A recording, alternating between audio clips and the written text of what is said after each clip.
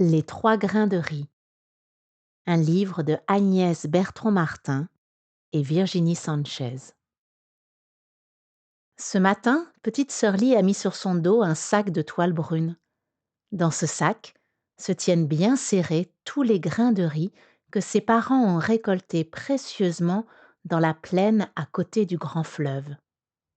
Et petite sœur Lee est partie en courant pour vendre ce riz au marché. Petite sœur Lee court, court, mais soudain, un canard sauvage se pose devant elle. Petite sœur Lee, donne-moi du riz. Moi, avec le riz, j'efface les ennuis. Petite sœur Lee ne doit pas gaspiller ce riz. Elle doit le vendre, car ses parents ont besoin d'argent. Mais elle trouve extraordinaire qu'un canard soit capable de tant de bonté. Alors, elle ouvre doucement le sac de toile brune, et c'est avec plaisir qu'elle offre une petite poignée de riz à un canard si gentil. Et le canard s'envole en lui disant « Merci. À l'entrée de la forêt de bambous, petite sœur Lee court toujours, quand soudain, un panda se présente devant elle. Petite sœur Lee, donne-moi du riz. Moi, avec le riz, je combats les méchants. Petite sœur Lee trouve formidable qu'un panda soit capable de tant de courage. Alors, elle ouvre une nouvelle fois le sac de toile, et c'est avec joie qu'elle offre une petite poignée de riz à un panda si courageux. Et le panda se sauve en lui disant Merci.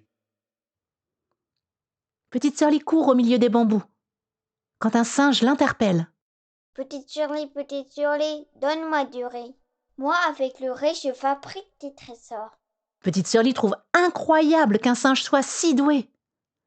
Alors, elle ouvre une nouvelle fois le sac de toile, et c'est avec admiration qu'elle offre une petite poignée de riz à un singe aussi adroit.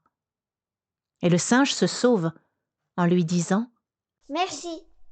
« Mais quand petite sœur Lee traverse le pont, le dragon du fleuve bondit en rugissant.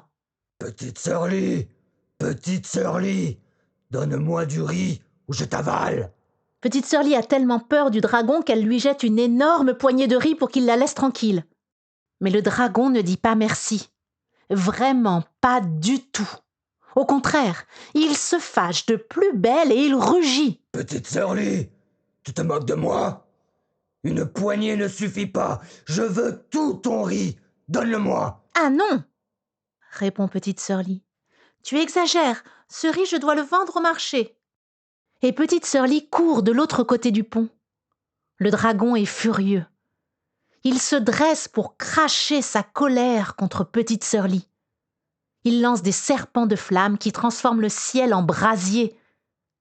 Il avale l'eau du fleuve et la recrache pour noyer petite sœur Lee. L'eau du fleuve monte aux pieds de petite sœur Lee, à ses mollets, à sa taille. Petite sœur Lee est secouée par le courant. Elle essaye de nager. Elle lutte pour ne pas se noyer. Mais hélas, son sac se déchire et les grains de riz sont emportés par l'eau en furie. Petite sœur Lee s'agrippe à une branche de bambou. Petite sœur Lee a froid. Petite sœur Lee a peur. Petite sœur Lee a tout perdu. Enfin, c'est ce qu'elle croit. Mais le canard sauvage passe au-dessus d'elle. Petite sœur Lee, pour toi, j'ai gardé un grain de riz. Et il le crache dans l'eau en chantant. Petit grain de riz, efface les ennuis de petite sœur Lee. Au contact de l'eau, le grain de riz grossit. Il se transforme en un bateau de nacre. Vite, petite sœur Lee monte dedans. Hélas, petite sœur Lee ne sait pas naviguer. Elle va droit vers le dragon qui la regarde arriver, prêt à la croquer. Petite sœur Lee a froid. Petite sœur Lee a peur. Petite sœur Lee va mourir. Enfin, c'est ce qu'elle croit. Mais le panda surgit à travers des branches de bambou. Petite sœur Lee, pour toi, j'ai gardé un grain de riz. Vite, il le lance dans la gueule du dragon en chantant. Petit grain de riz, sauf petite sœur Lee du méchant dragon. Aussitôt, le grain de riz devient long et piquant. Il se transforme en une immense épine qui fonce comme une flèche et vient se planter dans la gorge du monstre. Et voilà le dragon qui bâille et s'endort. Il se couche au fond du fleuve et toute l'eau le suit et rentre dans son lit. Petite sœur Lee accroche le bateau au ponton et court chez elle pour voir si ses parents n'ont pas été emportés par l'eau du fleuve. Quand elle les aperçoit bien vivants, sur le seuil de leur maison, le cœur de petite sœur Lee se soulève de joie. Hélas, petite sœur Lee n'a ni riz, ni argent. Elle a peur de se faire gronder car elle revient les mains vides. Elle a tout perdu. Enfin, c'est ce qu'elle croit. Mais le singe saute autour d'elle. Petite Shirley, moi aussi pour toi j'ai gardé un grain de riz. Et il le tend à petite sœur Lee en chantant. Petit grain de riz, transforme-toi en trésor pour petite Shirley. À peine le grain de riz est-il dans les mains de petite sœur Lee qu'il devient d'un bleu profond et se met à briller. Il se transforme en un énorme saphir.